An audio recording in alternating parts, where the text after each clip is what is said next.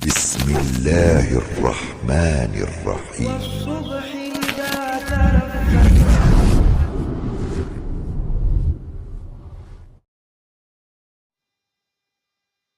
Assalamualaikum warahmatullahi wabarakatuh.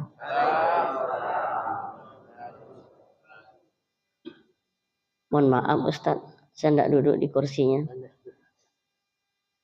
Sebenarnya bukan kursinya yang terlalu tinggi, tapi keadaan kita yang perlu dimengerti. Alhamdulillah. Alhamdulillahillazi nahmaduhu wa nasta'inuhu wa nastaghfiruh wa na'udzu billahi min syururi anfusina wa min sayyiati a'malina. May yahdihillahu fala mudhillalah wa may yudlil fala hadiyalah. Asyhadu an la ilaha illallah wahdahu la syarikalah wa asyhadu anna sayyidana wa nabiyyana Muhammadan abduhu wa rasuluh allazi la nabiyya ba'dah. Allahumma shalli wa sallim wa barik ala Muhammad wa ala alihi wa ashabihi ajmain.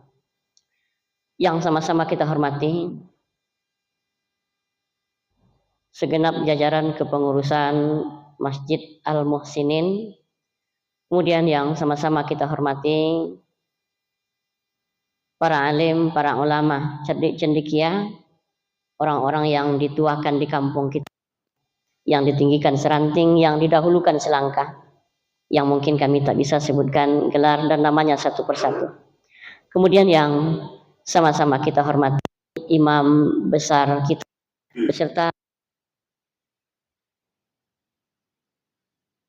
hormati tamu kita yang dari jauh, yang dalam hal ini mungkin dipimpin oleh Ustadz Firdaus tadi. Mereka juga sama dengan saya Ustadz, dari luar kota, tapi dia luar kotanya sangat jauh, di daerah Kuok sana.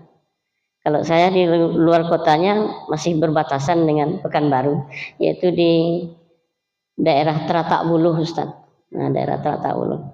Kemudian yang kami hormati jemaah semua beserta anak-anak didik MDTA Al-Muhsinin, MDTA Nurul Mursalin pada subuh yang berbahagia ini.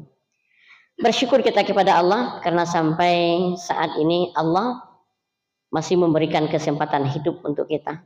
Mudah-mudahan umur kita yang masih tersisa dapat kita pergunakan untuk memperbanyak fastabiqul khairat dalam kehidupan ini. Selanjutnya selawat beserta salam yang tak bosan-bosannya kita kirimkan buat arwah junjungan alam Nabi besar Muhammad sallallahu alaihi wasallam. Allahumma shalli ala sayyidina Muhammad wa ala ali sayyidina Muhammad. Assalamualaikum ya Rasulullah. Assalamualaikum ya Nabi Allah. Assalamualaikum ya Habib Allah. Baik Bapak dan Ibu jemaah yang dimuliakan Allah, tidak berlama-lama ceramahnya Ustadz Musir, karena kabarnya habis ini ada makan ya. Nah, awak kalau ada makan tuh tidak nyaman wale Pak. Kalau lah tidak makan tuh tidak berlama-lama.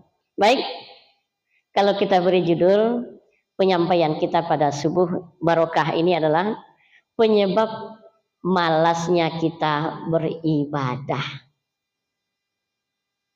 Bapak dan Ibu jemaah yang dimuliakan oleh Allah Subhanahu wa taala. Kita diciptakan oleh Allah Subhanahu wa taala untuk terlahir ke dunia ini bukan untuk bersenang-senang. Kita diciptakan oleh Allah untuk terlahir ke dunia ini bukan untuk pamer-pamer kekayaan kita. Hanya satu tujuan kita diciptakan oleh Allah ke dunia ini, tujuan itu adalah untuk beribadah. Untuk apa, Bu? Untuk beribadah. Allah Subhanahu wa taala katakan dalam Al-Qur'an surat Az-Zariyat ayat yang ke-56, apa kata Allah? Bismillahirrahmanirrahim. Lah mulai gak serak-serak koyang Ustaz. Kalau dulu jangan sebut. Wa ma khalaqatul jinna wal ins illa liya'budun. Dan tidaklah aku ciptakan jin dan manusia, kata Allah, kecuali hanya untuk beribadah. Namun ibadah di sini perlu kita maknai dengan pengertian yang lebih luas. Jangan memaknai ibadah dalam pengertian yang sempit. Nah, untuk itu ibadah dalam pengertian luas, yang pertama ada namanya al-ibadah qalbiyah, ibadah hati. Nah, ini yang hampir-hampir kita lupakan dalam kehidupan ini. Hati ini perlu beribadah. Nah, Bapak dan Ibu sekalian yang dimuliakan oleh Allah Subhanahu wa taala, dan ibadah hati ini sangat menentukan seseorang dimasukkan oleh Allah ke neraka kah atau ke surga. Saya pengen cerita ketika Nabi hidup bersama sahabat di Madinah. Lalu beliau bercerita dengan sahabat, lalu sejenak beliau terdiam. Setelah terdiam beliau berkata, wahai sahabatku, sebentar lagi calon penghuni surga akan lewat di depan kita. Baru sampai kata-kata Rasulullah, maka lewatlah seorang pemuda Ansor, jenggotnya panjang, sendalnya ditentengnya di tangannya, tampilannya nggak ada yang istimewa, biasa-biasa saja. Lalu sahabat tak sempat bertanya karena asik bercengkrama dengan Rasulullah. Lalu di hari besoknya dengan keadaan yang sama, sedang bercerita dengan sahabat, Rasul terdiam. Lalu berbicara, wahai sahabatku, sebentar lagi calon penghuni surga akan lewat di depan kita. Yang lewat tuh Pak, yang kepotong jual. Begitu juga dengan hari ketiga, sedang bercerita Rasulullah terdiam, lalu berkata, wahai sahabat, sebentar lagi calon penghuni surga akan lewat di depan kita. Yang lewat yang kepotong, Ustaz. Lalu ada sahabat Anas bin Malik, sangat heran. Apa ibadah pagi? Nah, kalau bahasa awaknya apa nih ibadah orang ini? Nah, sahabat pun tak sempat bertanya ke Rasulullah. Lalu dia permisi, wahai saudaraku, bolehkah saya bermalam di rumahmu? Tujuan sahabat ini bermalam di rumah pemuda tadi, tujuannya ngintip. Jadi dalam Islam itu ngintip itu boleh. Nah, boleh ngintip. Ya Pak, boleh ngintip. Tapi tengok ngintipnya dulu Pak. Yang ngintip orang mandi lah boleh. Nah. Jadi kata pemuda tadi, silakan wahai saudaraku. Lalu bermalamlah Anas bin Malik di rumah pemuda tadi selama 3 malam. Tujuannya mengintip amal pemuda tadi. Malam pertama, pulang dari masjid, setelah selesai isya, ke rumah. Lalu tengah malam sahabat terbangun, udah siap-siap ngintip nih. Nah ini barangkali udah sibuk tahajud nih. Rupanya malah pemuda Ansor tadi tidur. Kalau bahasa awaknya Ustaz, bakowu tidur. Bahasa Indonesianya berkeruh Ustaz. Oh ya berkeruh. Nah, kata sahabat dia ada sibuk tahajud, rupanya ditengoknya. Lalu timbul semacam suuzon. Nah, iko calon penghuni surga kata Nabi juga. Nggak ada nampak tahajud baca Quran, nggak nampak. Kau ini begodang, iko calon penghuni surga lo. Oh berarti mungkin barangkali lagi capek, mungkin malam besok. Malam besok juga begitu, nggak ada nampak dia tahajud.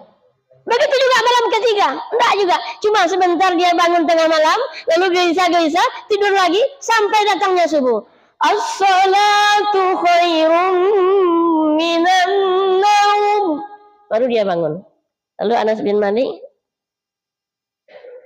saya gagal mendapatkan ilmu dari orang ini. Di pagi harinya Anas bin Malik permisi, wahai saudaraku, terima kasih sudah menerimaku selama 3 malam untuk bermalam di rumahmu. Dan aku pengen pulang. Sebelum pulang ini aku katakan padamu, Kenapa aku bermalam di rumahmu? Aku ingin ngintip amalmu. Apapun. Bukankah dendam dan benci itu adalah amalan dari hati kita? Bukankah timbulnya rasa sayang dan cinta kita kepada seseorang itu adalah amalan hati kita yang hari ini amal itu hampir kita lupakan. Kita selalu sibuk dengan amal zahir kita, tapi di antara kita saling tidak menjaga hati. Ya Ustaz. Jemaah yang dimuliakan Allah. Abi kau tu Ustaz? Abi kau tu? Oh, leleh. Kau abi waktu tu ini. Nah, jemaah yang dimuliakan oleh Allah. Yang kedua, ada yang namanya al-ibadah amaliyah, yaitu beribadah dengan badan kita. Termasuk kita sholat tadi, ibadah dengan badan kita. Dan yang sangat sederhana kita lihat adalah membuang duri di jalan. Kini banyak awak buat duri di jalan, Pak. Ya Bu, dianjurkan oleh Rasulullah buang duri di jalan, kita buat duri di jalan. Kemudian ada namanya al-ibadah maliyah. Beribadah dengan harta. Diberi kita oleh Allah Subhanahu wa taala kekayaan, kita belanjakan di jalan Allah, kita keluarkan zakatnya, berinfak, bersedekah kita, ini ibadah maliyah. Nah, inilah diantara ibadah itu. Nah, lalu kenapa kita dalam menjalankan kehidupan ini semakin lama kita hidup, semakin malas kita beribadah. Semestinya semakin lama kita hidup, semakin rajin kita beribadah. Rupanya penyebab seseorang itu malas beribadah. Yang pertama, banyaknya manusia memakan dan meminum yang haram. Pak, halal dan haram hampir tak diperhatikan oleh banyak orang pada hari ini. Dan ketika disebut halal dan haram, terkadang disebut haram, kita hanya terbayang yang namanya daging babi, daging kondiok maksudnya saya, daging anjing. Tetapi sesuatu yang haram tidak hanya dilihat dari zatnya saja, tengok caranya, tengok prosesnya.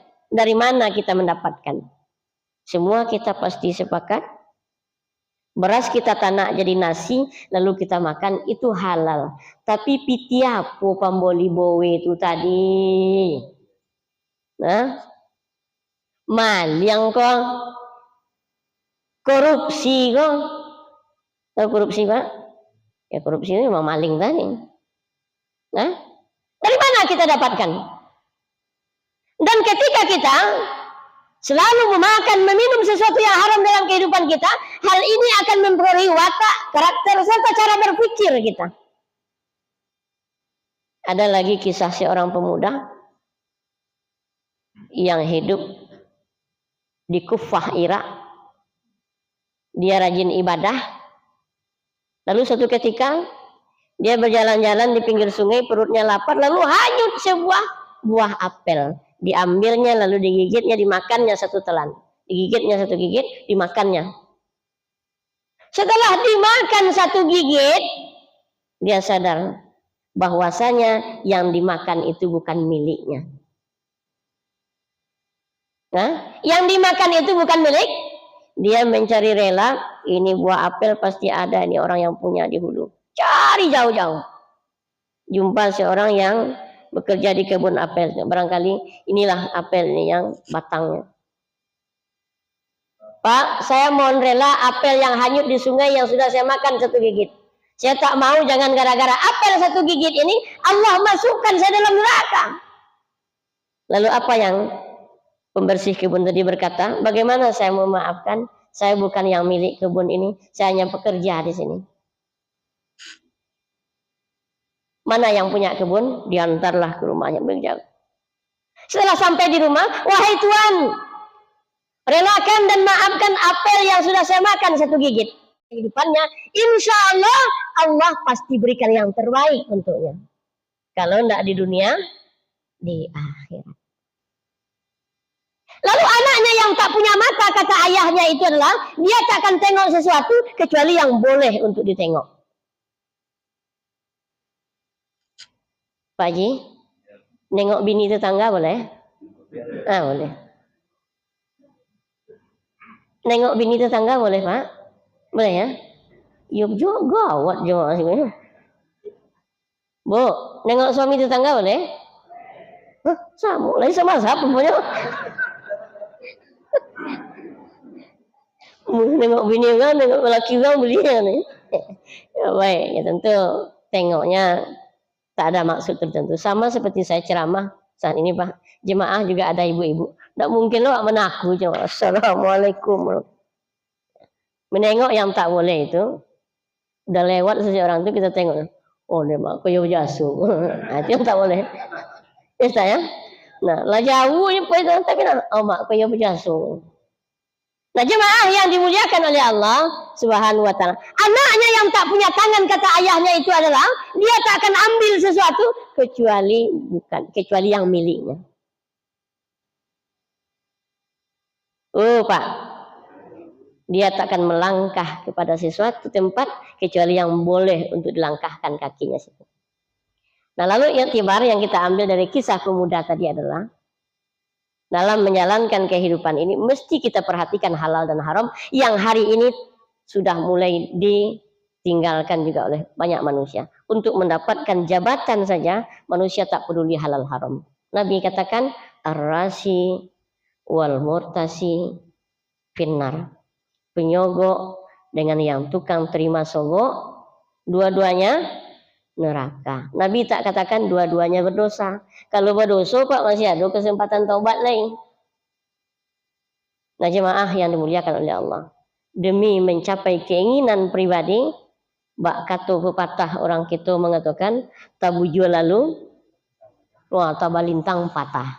Halal haram tak peduli. Yang terakhir, ibu-ibu lah mulai panjang lehernya, Ustaz. Lah mulai, Ustaz, katanya. Terakhir. Oh, karena enggak nampak rupanya. Atau perlu di atas meja kamu duduk kamu.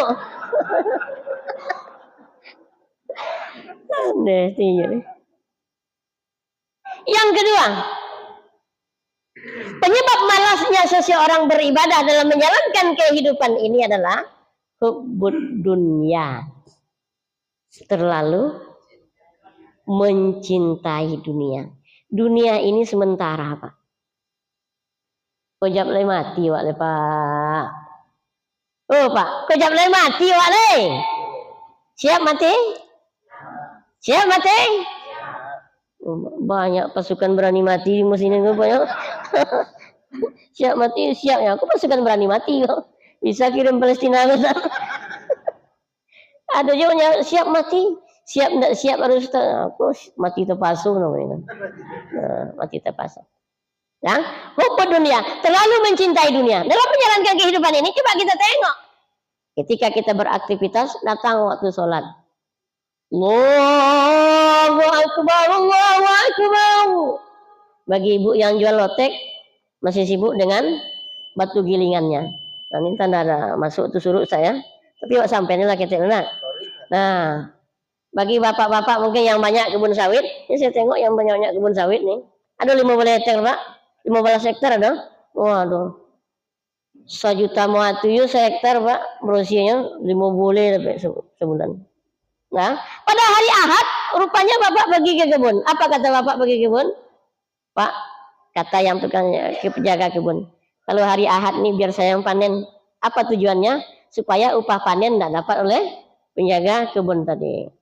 Lalu didodoslah sawit dulu. Masuk waktu zuhur, Allahu Akbar, Allahu Akbar. Tidak peduli dia, akan lama zuhur. Jam 3 masih bisa zuhur.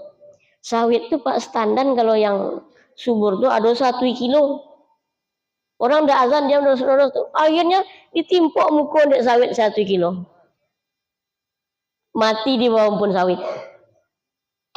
Kalau awak meninggal di rumah, ini masih ada harapan bagi kita untuk mungkin ditakinkan oleh anak kita. La ilaha illallah. Tetapi Kalau kita meninggal umpamanya di kampung sawit, siapa yang datang? Babi, kondia. Nah, jadi untuk itu Bapak dan Ibu jemaah, jangan terlalu kita mencintai dunia. Demikian yang dapat disampaikan. Billahi taufiq wal hidayah. Wassalamualaikum warahmatullahi wabarakatuh.